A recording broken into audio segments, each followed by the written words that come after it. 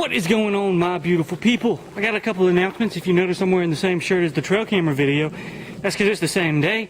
Also, if you notice that I'm super sweaty, that's because I just walked a very long ways to over here where we have a trail camera set up in that direction and this tree we're going to hang a portable on. And that's what today's video is. I'm going to teach you guys how to set up a portable. We're going to climb up in it. We're going to get a look at this area. And then we're going to check the trail camera and head back to the house because it is hot. Also, right here by the tree I've chose to set up my portal, there is a horn tree and there's a massive trail that actually comes right here under this little laydown tree, right through here and back down that way. So this spot ended up being even better than I thought. I have a block over there with a trail camera where I also did the peanut versus acorn versus sugar beet crush scents. Check out that video if you haven't. It's a good one. But we're going to get this portable set up. There's 4 days till deer season. It opens this Saturday. Today is Tuesday. And I cannot wait to be set up in this tree. Hopefully shooting an arrow at a deer. Step one to where to hang the portable is location, location, location. If you watch my how to find a good spot to put a trail camera video, you're looking for a lot of the same things when you're hanging a deer stand. You're looking at a ways to water, a bedding area, and food. There's a field back behind me that's not on our property that the deer love to eat in, and then the bedding area is back on the other side, so they got to come through here, and the creek's down there. So in some way, if they go food, water, bed, I'll see them going from food to water. If they go water, food, bed, they're going to have to come right through here. I'm going to see them that way. And if they go bed to food or water, I'm going to see them that way. Also, it's kind of a clear, open area, so I can shoot a bow. When all this stuff dies off, I'll be able to see a lot further and be able to shoot a gun. And so this is going to be a stand that I can hang my portable on and keep coming back to. But yet, if I decide to move my portable, it'll be easy to do so. Make sure you check your tree. You want to find one that doesn't have a bunch of branches on it and is fairly straight, because it's going to make it a lot easier for you to climb up. Check mark on that one. And then make sure you have a portable that you can handle. You don't want one that's too heavy. You don't want one that's too light and won't be able to hold you up in a tree. And you want to make sure you have a hunter safety system or some sort of safety system as to if you slip or whatever, you're not falling out of that tree. Because when you're out here in the middle of nowhere, you got to cross a creek and all this other stuff, it is not good to suffer a fall and an injury that could potentially kill you. This is the actual portable I use. It's called a Old Man Deer Stand, and it's a pretty old deer stand that my father had, and he's let me use, borrow, have, whatever you want to say. But we're going to get it thrown up on the tree. All the tree stands that are climbing stands, portable stands like this, they all have basically the same premise and the same setup. So we're going to go ahead and start throwing this one up on the tree, and I'll bring you along for the ride. So the first component of any climbing stand is going to be the top part. This specific one has a pin right here that you undo this pin, and this hose comes out. Now this hose is what you wrap around the tree. It's also very important that you find a stand that fits the tree.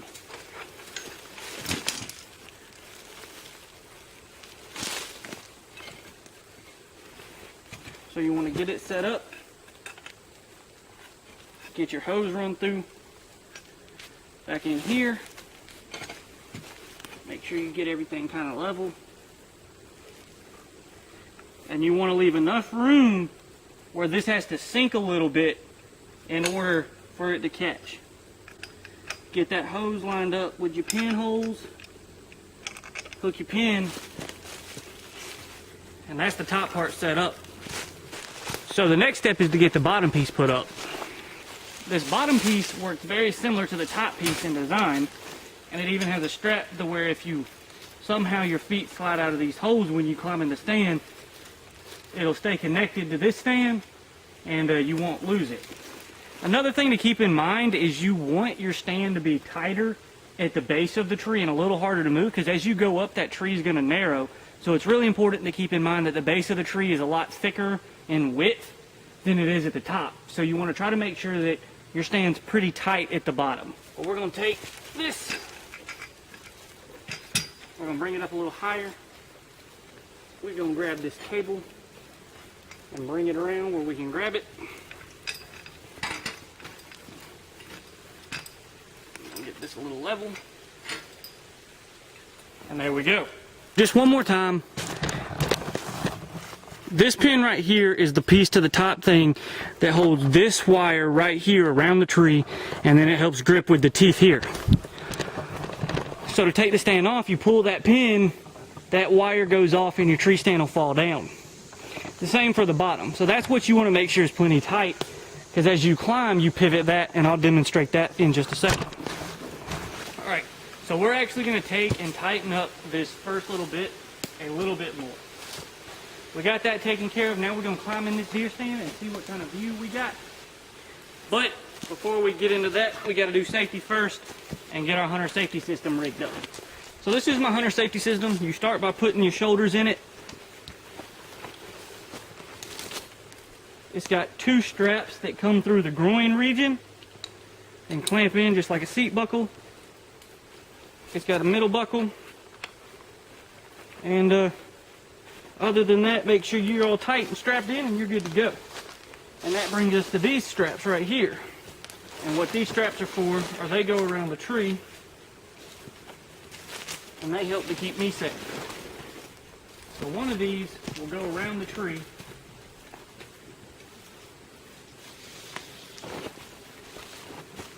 like so. And then you run the other end through it, and that cinches to the tree, and that'll keep you from falling. That holds on to that, and that carabiner attaches to here, and then if you go to fall, this will catch you and potentially save your life. So now let's get into this stand, just like so. And then this strap right here you can use to pick up in those straps. Make sure this stays good and up and out of your way and keep the excess behind you. So then you just pick up. Pick up.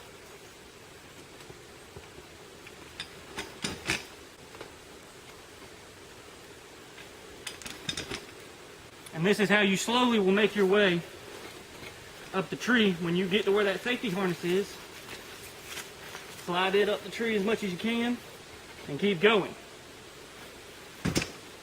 We're going to head back down, get the camera, then head back up, and we'll show you what the view is once we get up there.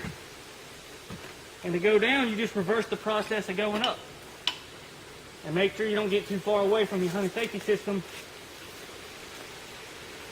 or you'll be hanging in the air in your deer stand. To get down, just get low enough to the ground that you feel comfortable. And slide out the bottom just like that.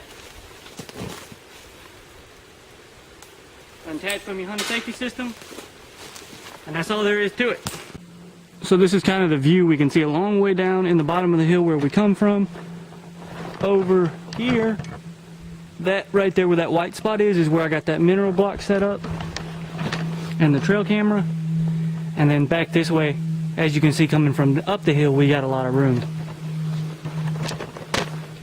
So y'all are gonna see a lot of videos of me deer hunting from this particular spot, but it's real hot out here, so I'm gonna go ahead, get down, check the trail camera, and head to the house. And I'll see you when I'm there. All right, so we got down from the deer stand, which is right there. If you see that V of deadwood, that's the tree right there. And we made it up to about where that knot is. That'll probably be typically where we stay when we hunt. We just have to be really still. Here's that block I put out the other day, and there's definitely been some stuff gnawing on it. We're gonna come over here, check the trail camera, and see if we got any good pictures. Then we're gonna get to the house, because boy, I'm parched, I'm thirsty, and I'm ready to rest. Let's see how many pictures we got real quick. Looks like we have 101 pictures. All right, everybody, so now that we got that card and we are heading back to the house, I hope you liked these how-to videos, and if you did, hit the like button and leave a comment saying you liked it and what you'd like to see me do next. I have lots of ideas. I got lots of videos coming out. As you know, I switched over to the 2 videos a week format, hopefully for your viewing pleasure. And I just have a lot of content I want to make and get out to you all. So hit the subscribe button. There's going to be plenty of videos to come, and help me get to that goal of my first 100 subscribers and be one of those original When Nature Call subscribers. And, you know, comment a name of what you guys would like to be called. You know, whether it's the Wildlings, a Game of Thrones reference, but a When Nature Calls reference, or, you know, something along those lines. If you could please leave a comment and help me figure out that name, that would be much appreciated. But, you know, we're going to get back to the house, and I'll show you any of the deer pictures we got in this area. We got 101 to go through. I won't bore you with going through them or looking at does or anything like that. But I will show you if we have any bucks. We're back at the house. We're going to plug this card in now, and hopefully we'll be surprised at what we see. But I'm expecting a lot of does, a couple fawns with a mama doe, and maybe a squirrel or two. Boys, that looks like it's our first buck on this trail camera, and it looks like it's a little spike. No. Boys, the raccoons have found it. 4 raccoons have found the block. I love you. I'll see you next time. And always remember, when nature calls, you gotta answer. Peace.